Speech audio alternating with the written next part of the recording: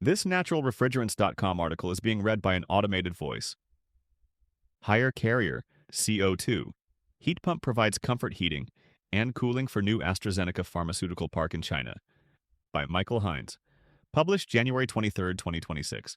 A newly opened AstraZeneca pharmaceutical park in Qingdao, China, is equipped with a higher carrier CO2 heat pump system that provides comfort heating and cooling across the 54,000 square meters, 581,251 square feet complex.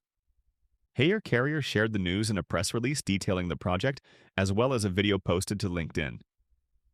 The Qingdao site features both offices and R&D facilities.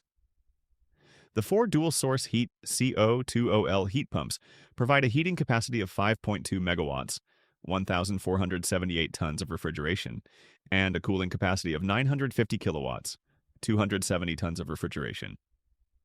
The heat pumps can provide simultaneous heating and cooling and offer free heat recovery during cooling and waste heat reuse during heating. The system also features 12 adiabatic gas coolers from BAC. The CO2 heat pumps are 40% more energy efficient than traditional fossil boilers, according to Haier Carrier. Production milestone. Haier Carrier also recently announced that it had completed China's first automated production line for CO2 racks, featuring a high-pressure explosion-proof test chamber.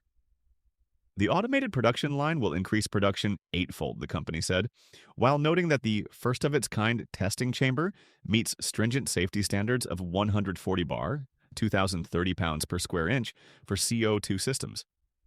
From catching up in technology to independent innovation and from local manufacturing to global delivery, we are building a smart manufacturing base covering all commercial refrigeration and heating scenarios with digitalization, automation, and greening as the core, Haier Carrier said. This production line is not just a production line, but a declaration of China's refrigeration and heating industry's transformation toward green, intelligent, and efficient development.